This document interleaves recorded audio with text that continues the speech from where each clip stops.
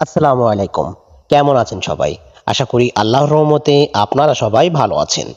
আগামী ৭ জানুয়ারি দ্বাদশ জাতীয় সংসদ নির্বাচন। আর এই নির্বাচন উপলক্ষে বাংলাদেশ আওয়ামী লীগ মনোনীত প্রার্থী এবং নৌকা প্রতীক সহ এমপি পদপ্রার্থী পোস্টার ডিজাইন আজ আমি আপনাদের মাঝে শেয়ার করব। এবং কিভাবে এই পোস্টার ডিজাইনটি আপনার হাতে থাকা মোবাইল দিয়ে তৈরি করবেন বা কাস্টমাইজ করবেন সেটি সম্পূর্ণ ভিডিওতে দেখিয়ে দিব। আপনি যদি আমার চ্যানেলে নতুন দর্শক হয়ে থাকেন অবশ্যই চ্যানেলটি সাবস্ক্রাইব করবেন এবং পাশে থাকা বেল বাটনে ক্লিক করে নোটিফিকেশন অল করে দিবেন। ভিডিওতে কিছু সময় পর পর একটি করে সর্বমোট 4টি পাসওয়ার্ড দেখানো হবে। সম্পূর্ণ ভিডিও দেখে পাসওয়ার্ড সংগ্রহ করুন। তো চলুন শুরু করা যাক।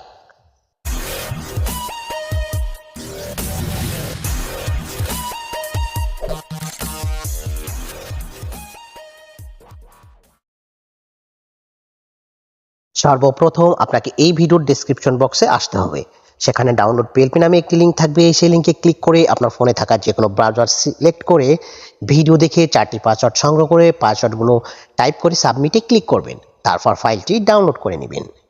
ফাইলটি ডাউনলোড করা হয়ে গেলে ফাইলটি কাস্টমাইজ করার জন্য একটি অ্যাপস প্রয়োজন।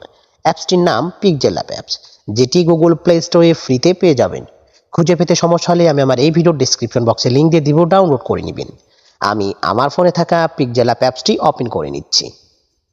পিকজেলঅ্যাপ অ্যাপ ওপেন করার পর এই ধরনের একটি ইন্টারফেস আসবে। সর্বপ্রথম আপনাকে এই নিউ টেক্সটটা ডিলিট করার জন্য নিউ টেক্সটটা সিলেক্ট থাকা অবস্থায় উপরে ডিলিট অপশনে ক্লিক করে ওকেতে প্রেস করবেন, তাহলে ডিলিট হয়ে যাবে। এবার পিএলপি ফাইলটি অ্যাড করার জন্য উপরে 3 ডট মেনুতে ক্লিক করুন। সবার নিচে দেখুন ওপেন ডট পিএলপি ফাইল, এখানে একটি ক্লিক করুন।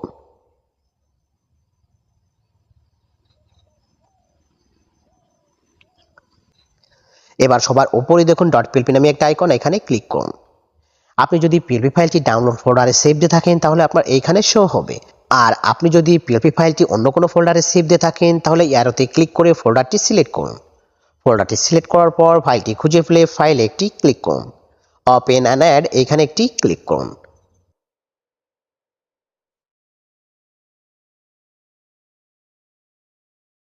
ওকেতে প্রেস করুন। ফাইলটি কিছুক্ষণ লোড নেওয়ার পর আপনি ব্যাকে আসুন। আপনার ডিজাইনটি পিকজেলঅ্যাপ অ্যাপসে শো করবে। ডিসপ্লে প্রদর্শিত যে ডিজাইনটি দেখছেন এটি একটি নির্বাচনী রঙিন পোস্টার ডিজাইন। এই পোস্টার ডিজাইনে ব্যবহারকৃত প্রত্যেকটি লেয়ার দেখার জন্য লেয়ার অপশনে ক্লিক করুন। আমি এই ডিজাইনের যে লেয়ারগুলো ব্যবহার করছি প্রত্যেকটি লেয়ারই লক করে রাখছি। আপনি চাইলেই সহজে যে কোনো লেয়ার আনলক করে নিয়ে কাস্টমাইজ করে নিতে পারবেন। সর্বপ্রথম আমি এইখানে আপনাদের প্রার্থীর ছবিটি পরিবর্তন করে দেখাবো। এর জন্য লেয়ার অপশনে আসতে হবে এবং সবার নিচে এসে প্রার্থী ছবিটি খুঁজে বের করে ডিলিট করে দিতে হবে। নতুন যে কোনো প্রার্থী ছবি অ্যাড করার জন্য উপরে প্লাস মেনুতে ক্লিক করুন। এবার ফ্রম গ্যালারি, আপনার গ্যালারি ওপেন হলে ব্যাকগ্রাউন্ড ইরেজ করা যে কোনো একটা প্রার্থী ছবি সিলেক্ট করুন।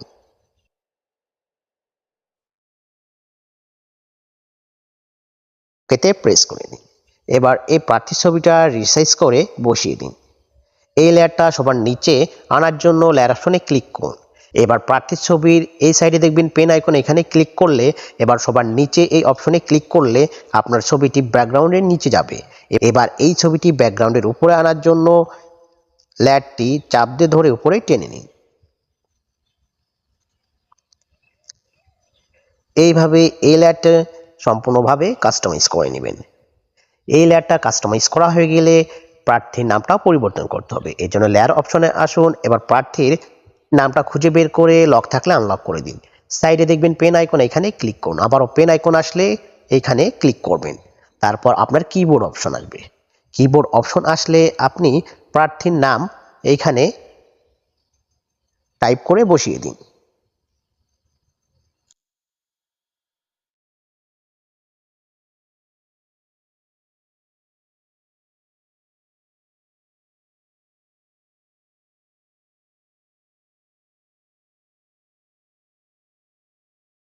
আপনি চাইলে লেখার সাইজও ছোট বড় করে নিতে পারবেন। আপনি চাইলে লেখার কালারও পরিবর্তন করে নিতে পারবেন। এই জন্য টেক্সটটা সিলেক্ট থাকা অবস্থায় কালার আসবে। তারপর যে কোনো একটা কালার চুজ করে ওকেতে প্রেস করে দিবেন। এবার আপনার প্রার্থী যে আসনের মনোনীত সেই আসনটা পরিবর্তন করার জন্য লেয়ার অপশনে ক্লিক করুন। এবার সেই লেয়ারটা খুঁজে বের করে ওটা কাস্টমাইজ করে নিন। এইভাবে যে কোনো লেয়ার খুব সহজেই আনলক করে কাস্টমাইজ করে নেবেন।